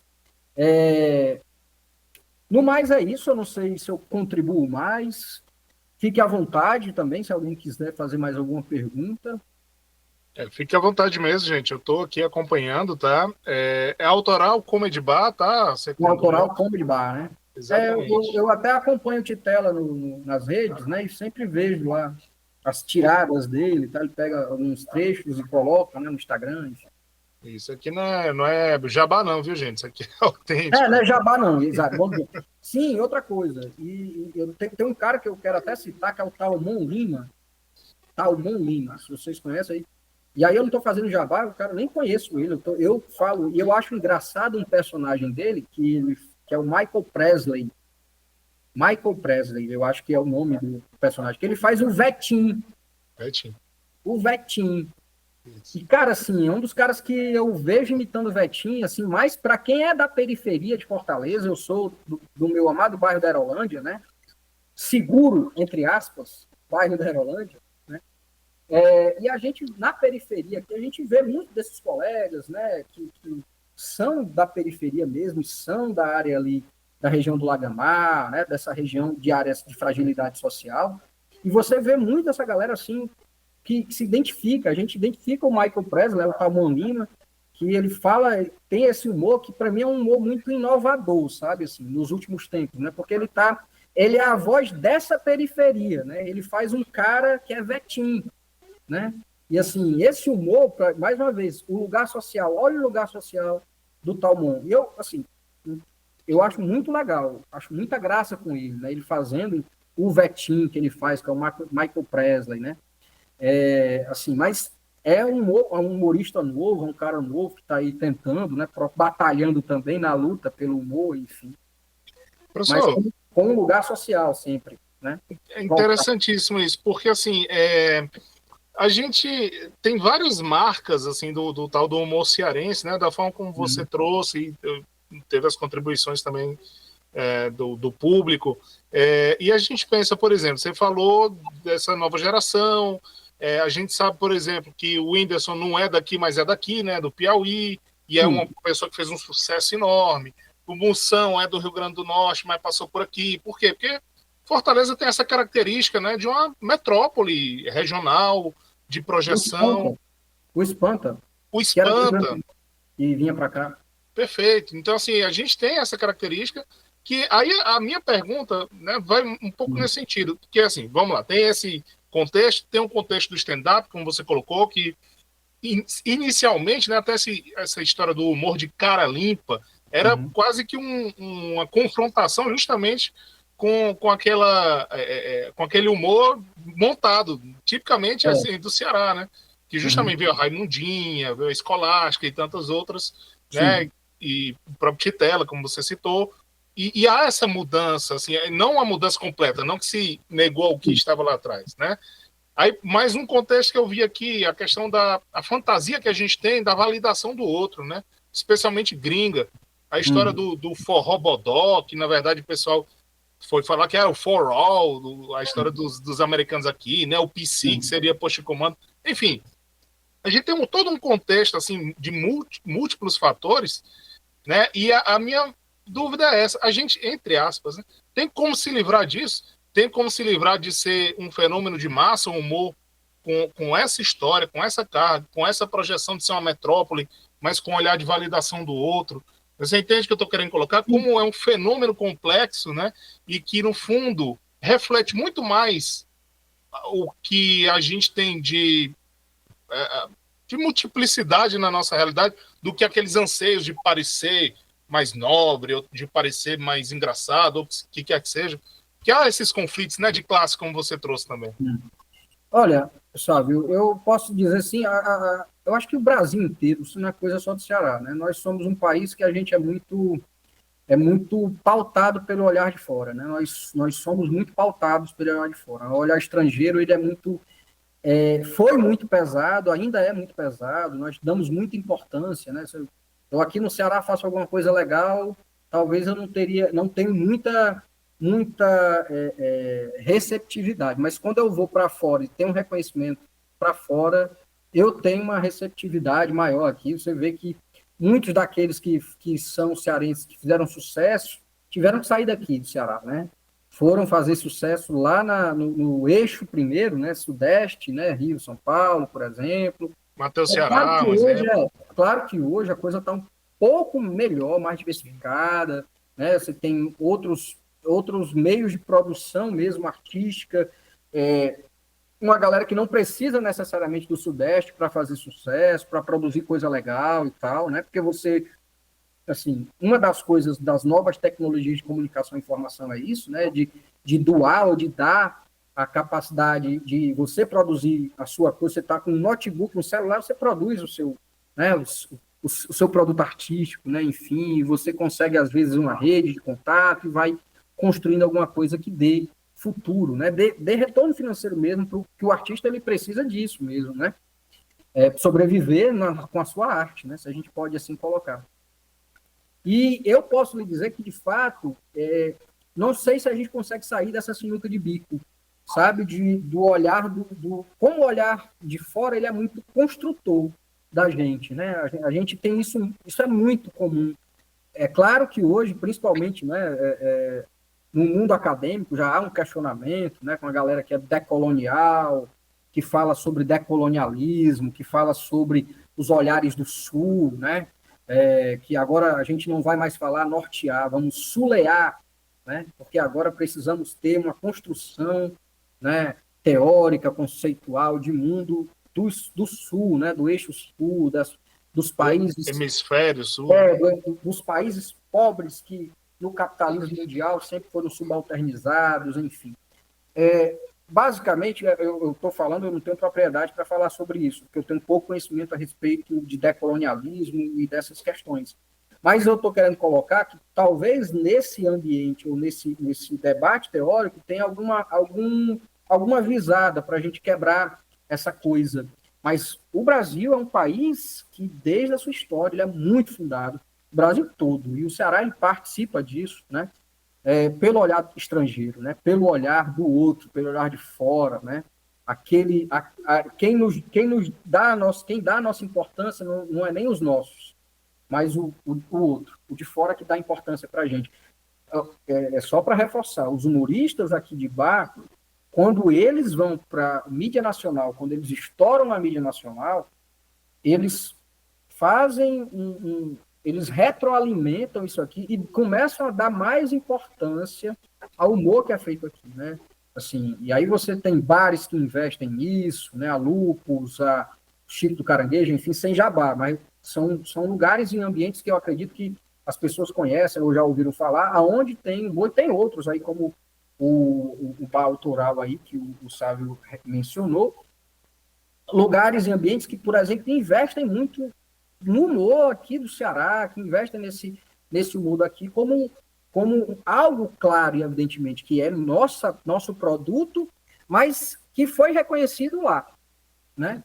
Foi reconhecido nacionalmente, que o sujeito vai no Faustão, o sujeito vai no programa da Eliana, que o sujeito... Aí, quando o sujeito chega na mídia nacional, o sujeito começa a dar mais respaldo àquilo que aqui é produzido. Esperamos ter contribuído aí na sua reflexão, sabe? Se não respondido, mas pelo menos contribuído. Não, perfeito, foi ótimo. É isso mesmo. Na verdade, tem muito mais, né, que a gente poderia falar. Uhum. Certamente foi do agrado de todos, né? Eu fiquei bastante feliz aqui com a participação também, os comentários ajudaram. É isso, gente. Eu acredito, então, que a gente possa ir encerrando. O professor fez suas considerações finais ou vai querer ainda? Eu só agradeço mais uma vez a você, ao Sávio, aqui ao amigo Sávio, a Ticiana, né? A Escola do Parlamento, aqui eu agradeço. Agradeço ao Jader, interlocutor aí, né? O Zebrinha. Enfim, e agradeço a audiência aí por ter permanecido até agora com esse sujeito aqui. E vamos lá para outras molecagens, né? Quem sabe molecagens intelectuais em outros momentos. E aí, ansioso aí para ver e assistir o Márcio também. Sem dúvida. O Márcio está, se eu não me engano, previsto para 18 de maio, mas a gente vai ter a programação muito em breve no nosso site, né, na nossa página, que é lá no site da Semifor, você acessa, tem um banner, tem Escola do Parlamento, e você consegue acessar. Tá bom, gente? Muito isso. Legal. Eu que agradeço, professor. Foi um prazer acompanhar tudo. E é isso. A gente volta na próxima segunda-feira com uma palestra online também sobre a Lei de Libras, que está fazendo 21 anos no próximo dia 24. Tá bom, gente? Um abraço. Obrigado a todos. Até a próxima. Valeu. TV Câmara Fortaleza. A fortaleza da nossa cidade é você.